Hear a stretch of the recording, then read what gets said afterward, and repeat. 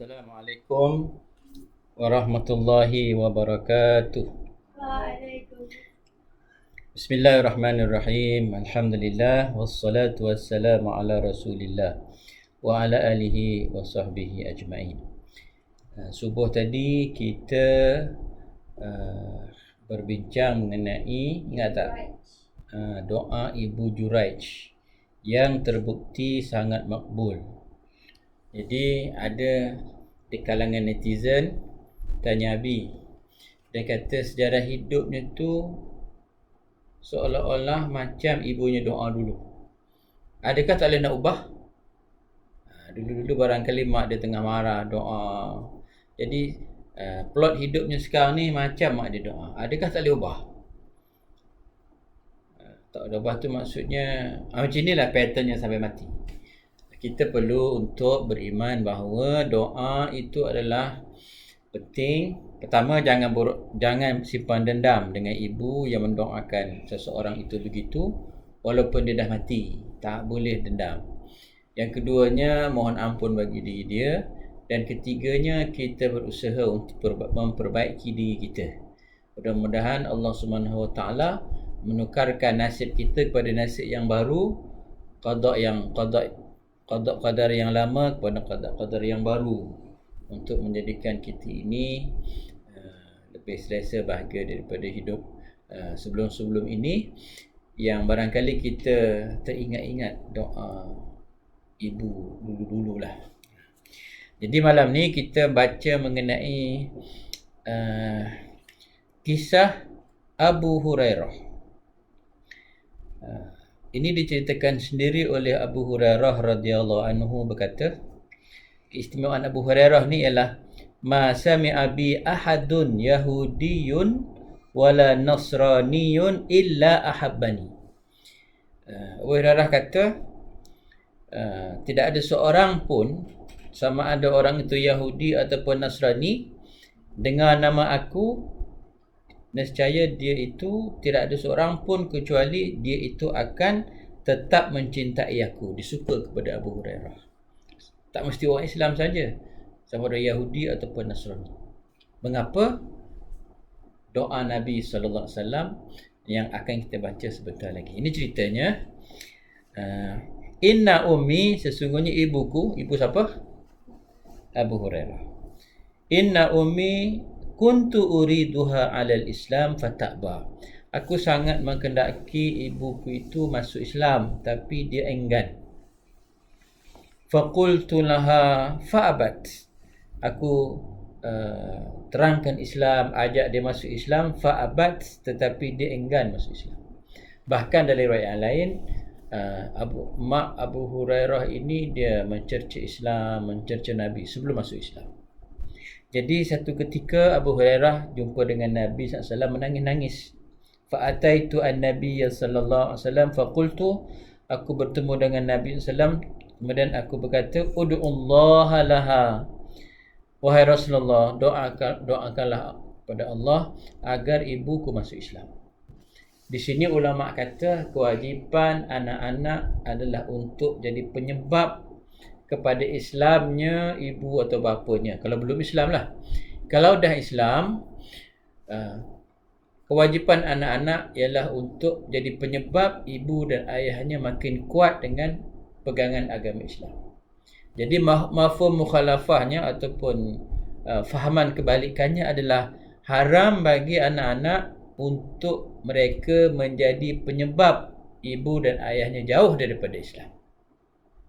Faham tak? Tak boleh anak-anak itu menjadi penyebab mak dan ayah makin jauh. Sebaliknya, anak-anak itulah yang penyebab ibu dan ayahnya dekat dengan Islam. Jadilah seperti anak Masyitah yang kita baca pagi tadi, 2 orang, baby yang boleh bercakap. Baby yang ketiga adalah anak Masyitah, ibnuha ar-radi', anaknya yang masih menyusu. Tak kala ibunya itu diperintahkan untuk terjun dalam kawah yang besar kerana mempertahankan la ilaha illallah. Ketika dia nak berpisah dengan anaknya yang masih menyusu, dia rasa kesian dengan anak dan dia sudah mula ragu-ragu. Tapi dengan izin Allah, anak yang masih menyusui itu boleh cakap, ya umma qi'i wa la taqa'isi fa innaki ala haq.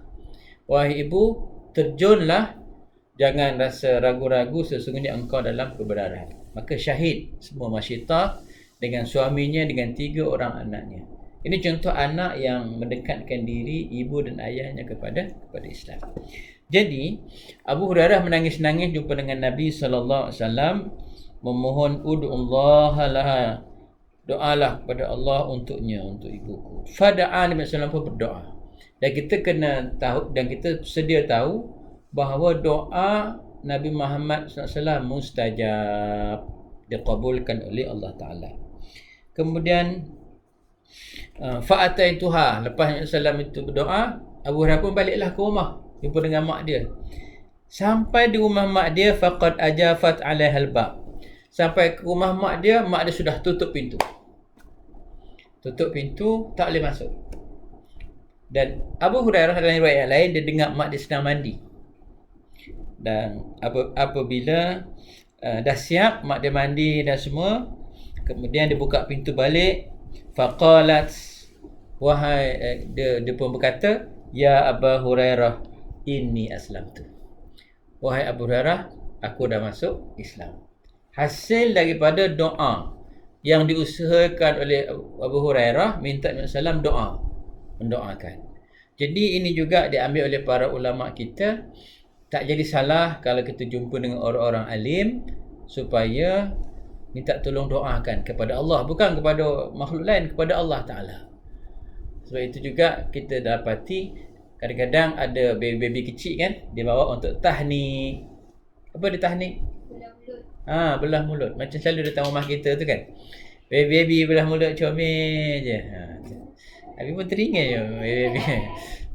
Tapi Alhamdulillah, itu adalah tafaul, maksudnya optimis, supaya anak-anak itu menjadi orang yang baik-baik, insya-Allah. Jadi balik pada cerita ni, jangan lupa mak Abu Hurairah pun dia kata, wahai Abu Hurairah, aku dah Islam dah.